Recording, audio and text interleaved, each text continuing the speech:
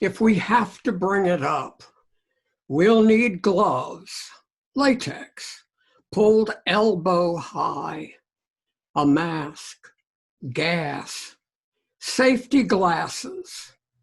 We'll take it outside, spread the decades in the sun, burn off the mold and the stink. Nancy Mitchell, in her book, The Out of Body Shop. Welcome to Delmarva Today. I'm your host, Harold Wilson. The past has come to us, brought forward by the senseless and brutal killing of a man in broad daylight by public servants sworn to provide him with a safe environment that enhances the quality of his life, consistent with the values of his community. It's William Faulkner in Requiem for a Nun who said, "The past is never dead. It's not even past." In the midst of a lethal pandemic and its attendant economic depression, our endemic racism has been laid bare before us by this killing. With our demonstrations, we have spread out the decades in the sun to burn off the mold and the stink. My guest today is poet Nancy Mitchell. Nancy is the Poet Laureate of the city of Salisbury and is also a professor at Salisbury University. She has published extensively, is a 2012 Pushcart Prize winner, and is associate editor of special features for Plume, an online poetry magazine. Nancy, welcome to Delmarva Today. Thank you so much. I'm thrilled and honored to be here. Well, Nancy, we're going to discuss the poetry in your latest book, The Out of Body Shop.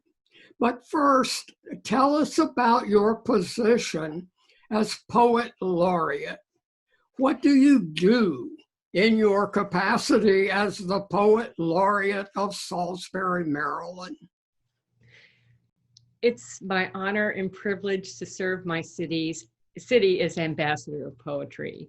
And my job is to raise the awareness of poetry in our shared culture and to raise the awareness of how important poetry is in terms of articulating the current moment, whether it's personal or private, and an attempt to articulate and express the inexpressible. And to that end, I have a Poet Laureate Facebook page, and I have a Poets on the Plaza reading series where until the pandemic, I would have people come to the plaza, the heart of the city, and read their own poems. I've had guests on there from a window washer to the mayor of the city, from more famous poets like Grace Cavalieri and Chardonnay. And it's just been wonderful. And I would love for you to recite a poem of your own or read one of your favorites and also be a guest on Poets on the Plaza. Well, so I hope you'll think about that. Well, thank you very much for that invitation, Nancy. I appreciate it. I think your writing is beautiful as well as substantive. And I hope you'll forgive me for turning your poem, The Past, to reflect our contemporary setting. In this poem, you're as clear as Faulkner about the nature of the past and the way it works its way in our lives. It's also prescient in a very scary way, frankly. Gloves, masks, safety glasses. We need to be outside, the mold, and the stink of it. What did you intend to create when you wrote this poem? Well, when I wrote the poem, I was thinking about how the process of healing after a trauma occurs. And one of the things that is necessary is to go back to the past and try to locate the point of trauma. And to do that, you have to, in the basement, go down and bring things up. And it takes, the past is toxic in many ways, but the only way you can detoxify it is to bring it into the light. So actually it was interesting because I was working on these poems for this book, and I brought some old, very, very old love letters up from the basement, and they did have mold on them. And I did spread them out in the sun, and I didn't have the mask on, but I had the gloves on, and laid them all out in the sun, and then started kind of going back into them, and I saved them again. I took them up thinking maybe it was time for them to not be a part of the past, of my past, but then I decided they were too valuable to me for many reasons, and put them back, after they were clean again, and actually the mold had burned off. They went back into a new box and are stored for later. So part of the healing process is to retrieve the past and to bring it into the light with poems, with dialogue, and that's what I was trying to do. So I often will physically enact my poems to make sure they work, to make sure I know what I'm talking about. And I like to ground them in the physical as much as possible. Right. So. This poem, as I read it and as I, excuse the expression, digested it and thought about it and felt what it was trying to do with me. It felt like this poem in its progression kind of wrote itself, that you got started with it. And then, even though it's a short piece of work, it evolved into this magnificent expression of the way the past has its way with us, if you would. Definitely. Thank you so much for that close reading and allowing it to kind of roll around inside you, because the smaller poems and those lyric moments, I think they're very powerful. I'm a fan of the very short lyric because I think it's very potent, and I like to get it down to its most essential moment if possible. And it's not a pretty poem. I mean, I think it's shocking in a way. It's not, a lot of people may be, oh my goodness, where are the hearts and flowers, but the past is never past, and it's with us, and we have to integrate it and befriend it in a way, because as Lyle Lovett said, if I had been the man that you wanted, I would not be the man that I am. So everything is a part of who we are, and it's the reintegration, facing in reintegration. Integration. The name of your book is The Out of Body Shop. So we already get the sense that the other side of this might be some kind of integration. If we're out of body, that's an abnormal, to a degree, place for us. You have a poem called Intake Invoice. I wondered if you would read that poem for us, and then after you read it, talk about perhaps how this poem reflects your thoughts about the out-of-body shop. Oh, thank you. I'll be happy to read it. Intake invoice, triggering secondary incident, female, 5th grade. School bus driver, grandfatherly, smelled of soap and rising dough, called her Chica Bonita, asked about books she liked. His hands blue veins, skin thin as tracing paper, slid up her blouse, calloused edge of his thumb nicking her nipple. The whole time he was smiling. Typical symptoms: lightness of being, sense of shrinking, exit point, black hole in his eye, God hole, she called it. Static, yes, timeout elapsed, unknown. And this is one of intake in voice is the intake of someone who has entered the out-of-body shop.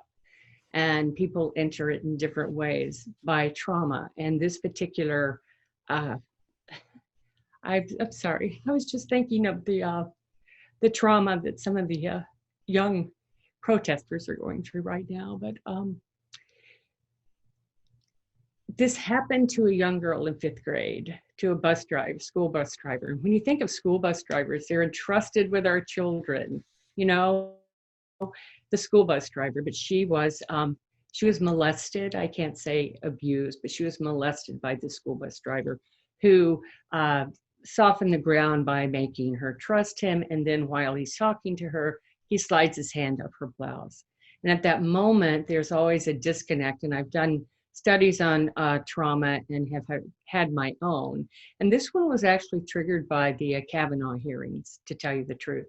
And many, many women were triggered to other memories. And they came back just as plain as could be. Actually, memory incidents that maybe they had suppressed. And that was one of my, the Kavanaugh moment of when someone who is totally unseen is taken advantage of. And this is a young girl, 5th grade, and she leaves her body. And when she leaves her body, she is in her body, but she goes out of it, and by way of the exit, the God hole, because she's looking directly into his eye, but it's in the pupil of his eye that she leaves his body. And people are walking around all the time in the out-of-body shop. They've been disconnected from themselves because of trauma. And I think that was one of the voices. That was the first entry. I thought of clinicians, you know, here's someone coming into the out-of-body shop, and these are the presenting conditions. Does that make sense? Absolutely. Absolutely, it makes sense. So in this poem, in trauma, and you know, as an aside, I would almost suggest that our whole country is in the midst of trauma right now. And so it's good that with your poetry, we're talking about this as well. Kathy Caruth, a professor, actually a professor of English, but who has studied trauma quite a bit, tells us that trauma is a wound of the mind, not of the body. She says that the breach in the mind's experience of time, self, and the world is not like the wound of the body. And what you're suggesting in this poem with trauma is that she has, in fact, her mind has, in fact, just detached itself from this body. And what's happening to her body? It's, you know, in many, many studies of children who've been abused, when it's happening, they don't even recall it, because the only way they can cope with it is to leave their bodies. And one of the symptoms is a sense of shrinking of the self, that you get so small and you don't exist anymore in that moment.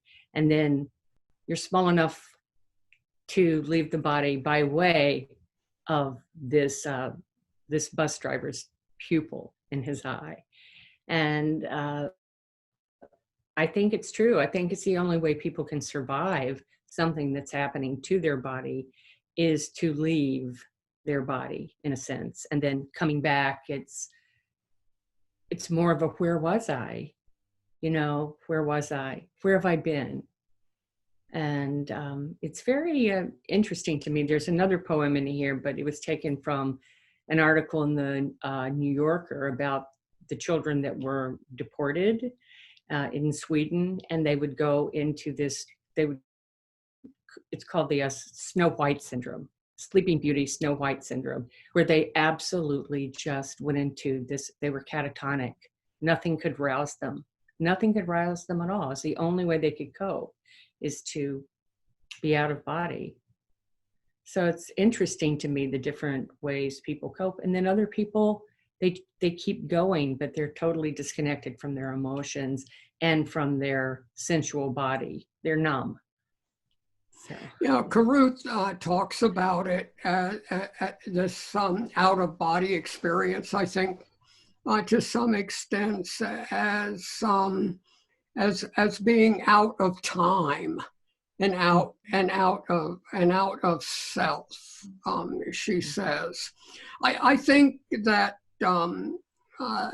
Carruth's comments are echoed to a degree in your poem, "Why I'm Here," as well. Would you read that poem for us and talk about it a bit? Well, it's interesting in a couple of ways, and which I'll talk about after I read it. Why I'm here. I have no clue. It was weird, yes, but I would say molested, but not abused like the one here who was raped repeatedly and caged, or that one chained 400 days to a radiator. But the technicians insist, in layman's terms, there is always the initial primal, if you will, incident, after which the connection to the body is intrinsically damaged. Think electrical cord, think frayed. It's a culmination of subsequent, less significant incidents that caused the final, often irreparable split. We all here want hope to be fixed, but the chances of a successful retrofit to the body depend upon remembering. Most cases are too far gone. The damage. Excuse me, I was a little distracted. I think the UPS man just came and went. Pandemic times. Right. But what's interesting is that this is a voice of a woman who's found herself in the out-of-body shop in the same way that even in the out-of-body shop, it's like, I'm not really like them. She's like, I don't know why I'm here. How did I end up here? But I think it echoes what you were quoting in terms of the professor who talks about trauma, because it's not the final event that lands people in the out-of-body shop. There's always a primal wound. And then other things, subsequent events, fray it to the point, subsequent shocks to the point of it becomes disconnected. So that's how I envisioned it. I also used to have these kind of odd visions of a umbilical cord, like out of the body, and being tethered to the earth by way of an umbilical cord, but then it's splitting and breaking off, so that you're kind of in this timeless zone, this zone that's like soundproof, and you can't feel your body anymore. And the other poem called The Out-of-Body Shop is another character in the shop where she's saying, I slipped and fell. That's how she's saying she got to the out-of-body shop, but actually she probably had a triggering incident, maybe in the grocery store on her way back, and then she's attributing it to a fall.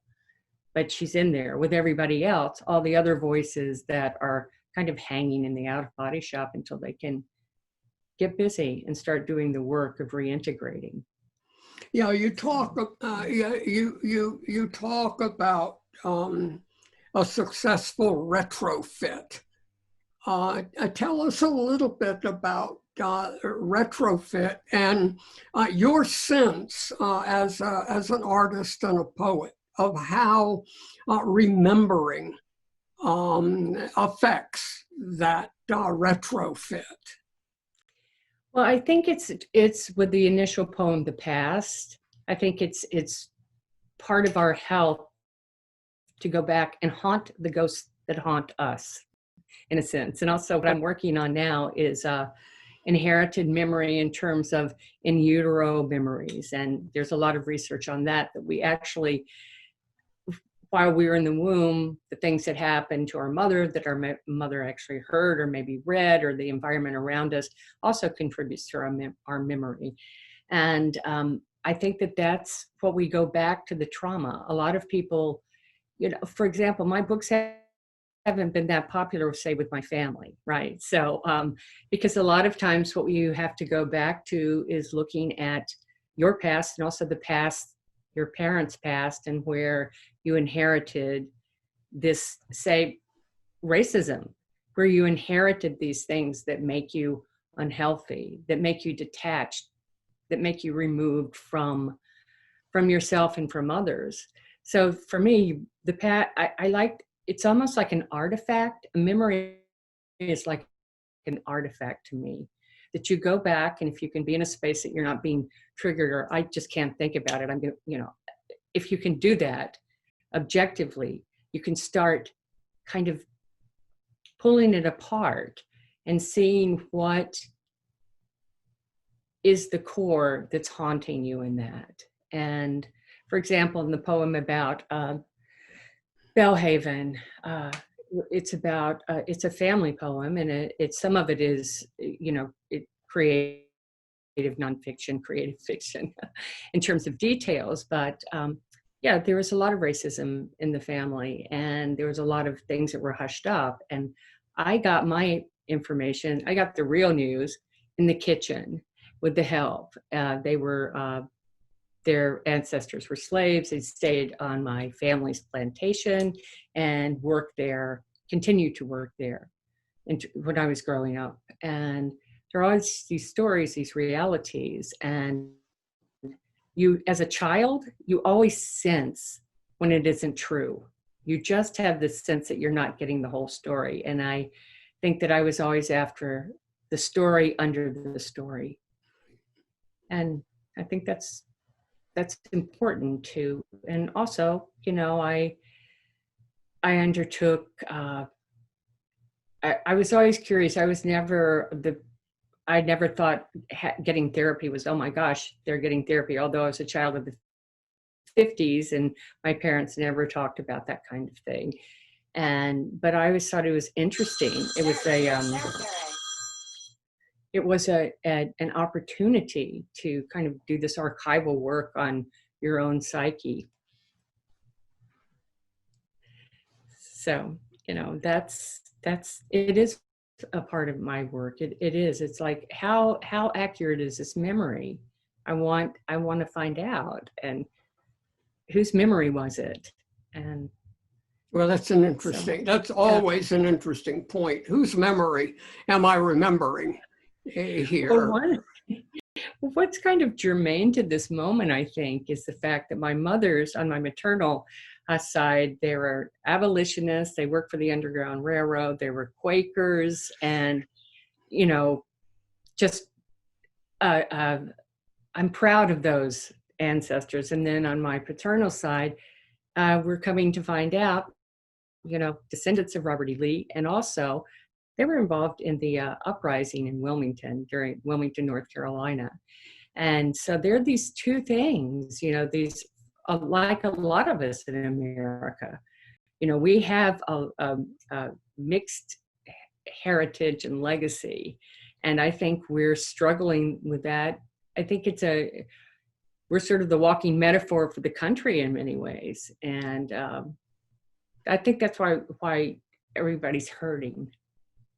Well, we certainly carry the whole past of the country with us. I was raised in the segregated South, and I still feel what I absorbed in that segregated South. It wasn't so much memory And I choose that word advisedly as a young boy and a child, as absorption of the culture.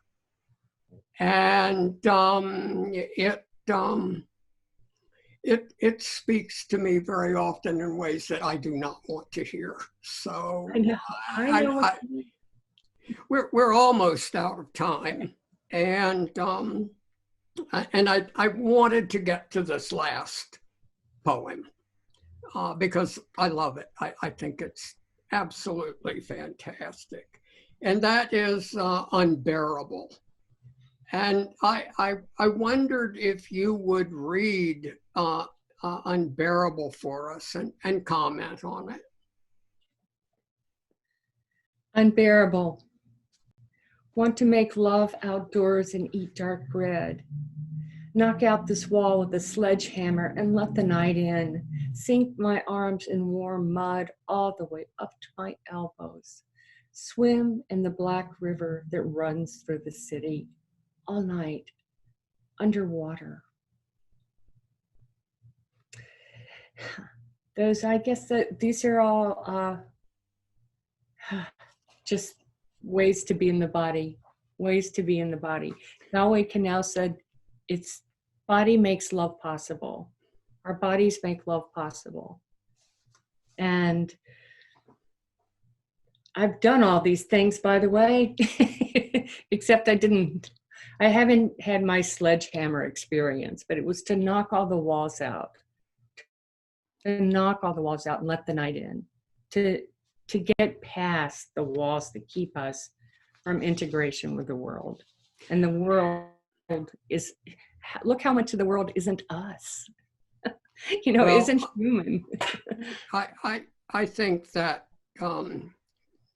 for me, this poem is the integration.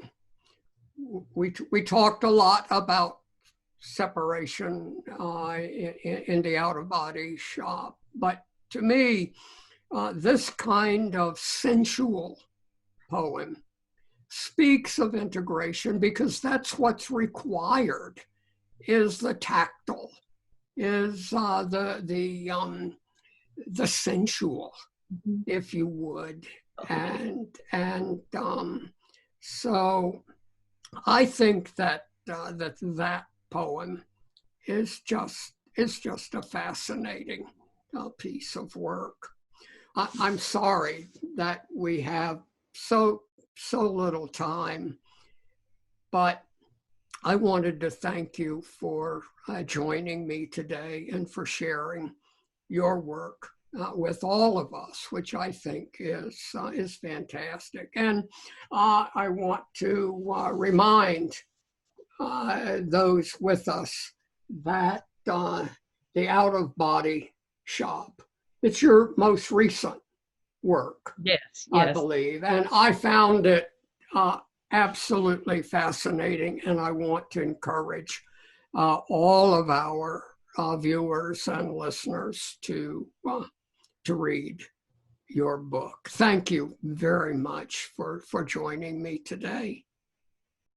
Thank you so much. It was my pleasure. Thank you. And I want to thank all of our viewers and our listeners for joining us today as well. I'm your host, Harold Wilson.